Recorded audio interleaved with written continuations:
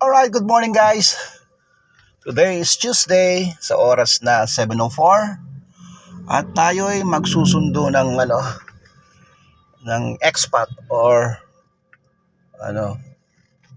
Chinese foreigner going to Dao. Ito ang gamit ko ngayon, BYD. Ayan, napaka-smooth ng takbo ng BYD talaga and parang futuristic ang niya.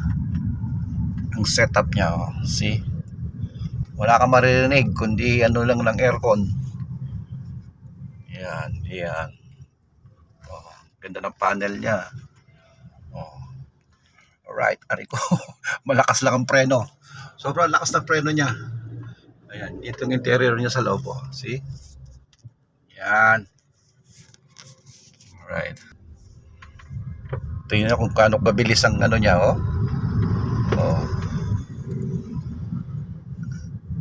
lakas ng hatak niya, bilis ng arangkada. Ayan tingnan nyo.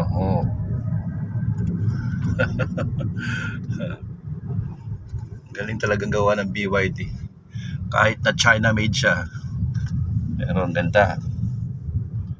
BYD. Alright guys. Guys, ito short short teaching. Alam nyo ba na ang BYD ang cambio niya ito reverse. Pag ginanya mo magre-reverse siya. Pag ginanya mo magdadrive siya, di ba? Alright, dito tayo ngayon sa may Clark. Palabas tayo ng Dao at susundo tayo ng Chinese. Kaya pati sasakyan Chinese made din, China made. Yan. Ang ganda talaga ng Clark. Napaka fresh tignan. Dahil puno-puno Yan guys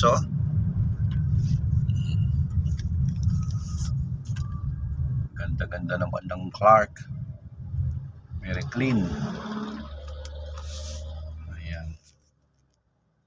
Dito guys, ang pag-manero sa Clark, kailangan disiplinado ka rin dahil dapat palagi sumusunod sa batas. Lalo na yung first to stop, first to go. Hindi huli ka. Hindi ka aware sa mga batas trapiko dito. Yung gano'ng kalinis ang Clark.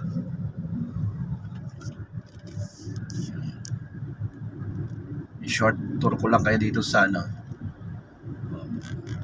ayun shop ng Ducati on my right, Ducati. Yan Dapat dito ang takbo mo lang dapat nasa 60 lang. Ako maabot ako ng 60. Yan, dapat din yan. Merong rito may speed limit. Pag natsyempohan ka ng mga CDC police, patay. Huli. Tingnan mo yung mga isa lang ang namin. Isa lang ang takbo namin. Yan. Iba pa nga dapat 40 lang sila Pero pag ganyan na walang traffic light, sira ang traffic light, so kailangan dire-diretso tayo. Yung mga pulis yan. Ngayon pag lumagpas na kayo sa pulis, pwede lang natawid ng konti. Pag 65 pwede na. Tingnan nyo kabilis ang BYD. Tingnan nyo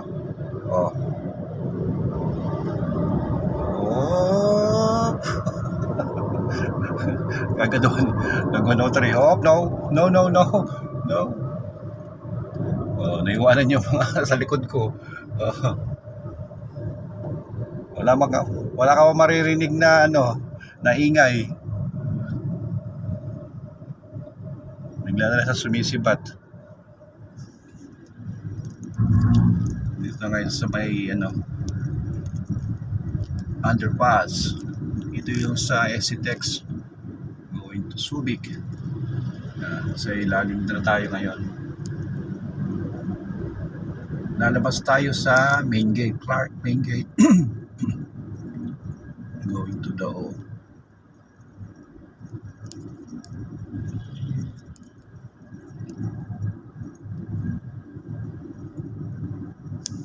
Yan, maraming mga nagmumotor din dito dahil mga empleyado.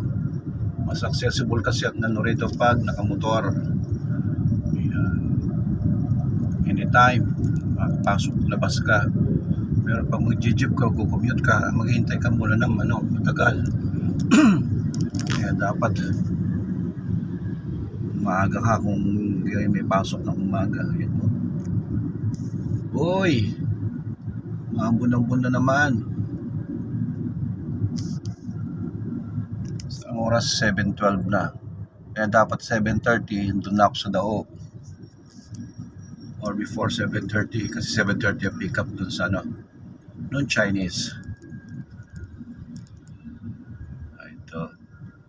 Ito naman banda rito, yung kumakanan na yan, kumakaliwa pala na yan.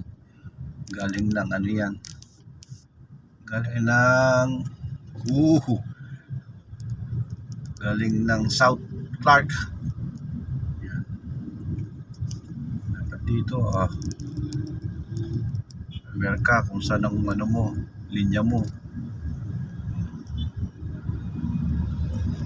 Ito meron din mga bus na yan, Clark Loop. Kaya madalang yung mga ganyan na na bus. Kaya kung maghihintay ka, baka malate ka na. Alright. Yan, palabas na tayo ng ng main gate. Clark.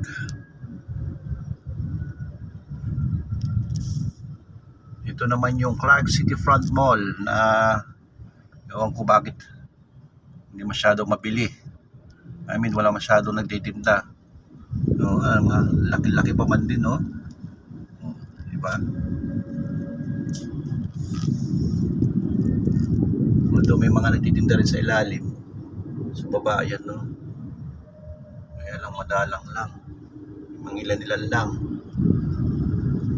Parang pamahalin yata yung mga tinitinda nila rin. Ang mabenta lang dito yung mga yung mga kainan katulad nito, balanghay, Fondo, yan. Kasi katapat niya SM Clark. So kung ako naman ang mag-SM na lang ako. Pangmasa talaga. Saka mahirap ang diyan, mahirap ang daan.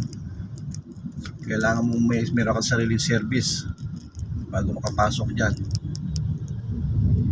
Kung hindi man, tatawid ka dyan sa gitna ng daanan. Makipagpatintero ka sa mga sasakyan. Pero kung SM, yan dyan lang daan. Baba ka lang ng SM Clark, may mga jeep na dyan. Tapos yan. So, diretso na doon sa SM Clark. Hindi katulad doon sa City Front. Mahirap ang sakayan, hirap pumunta. Ito na po tayo sa may kung alam niyo yung walking street. Ayan yung walking street. Maraming dyan, nightclub. Alright. Alam niyo ba yung Beverly Hills sa sa US? Yan, parang ganyan yan, may mga nyug-nyug na yan, coconut. Naginaya nila rito, Beverly Hills. Kasi paano nung mga kano dito pinaganda nila itong Clark ito yung salakot, yung malakang salakot. Yan.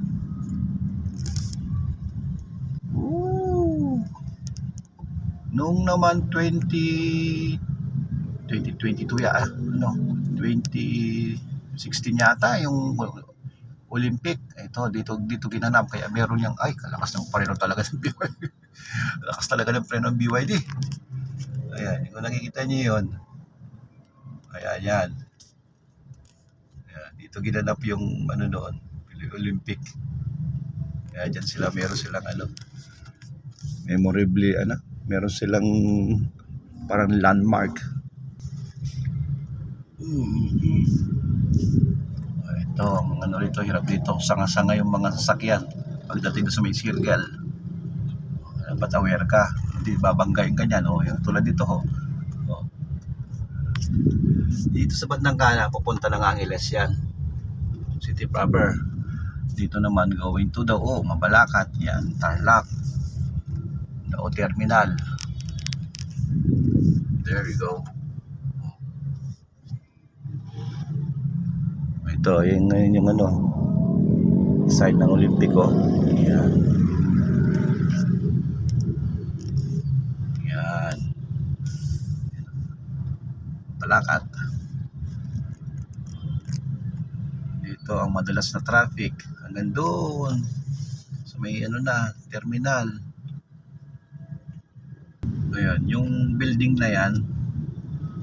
Ayan, yung building na yan, nag-iisang building dyan sa Dao. Sa likod niyan, dyan tayo pupunta. Dyan yung ano, dyan nakatira yung Chinese. Si Chris. So ngayon, dito na tayo ngayon sa may Dao. Ayan, no? Alright. Ayan, liliko na tayo sa bandang kaliwa niyan. Pagdidiretso mo yan, hanggang doon sa merong traffic light, terminal na yan, Dao Terminal. At nag-ooperate na rin yung ano, footbridge. Ito lang ang ano, ito lang maingay dito sa ano na to. Pag nagsisignal, yan, parang ting ting.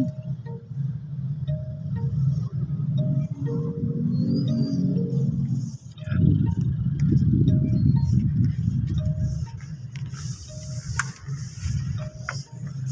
Paano ba? Kuya.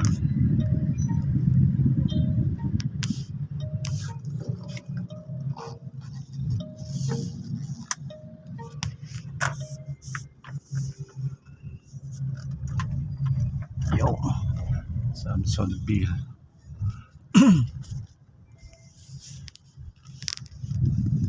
Dito meron din meron din ano, school dito sa loob ng subdivision.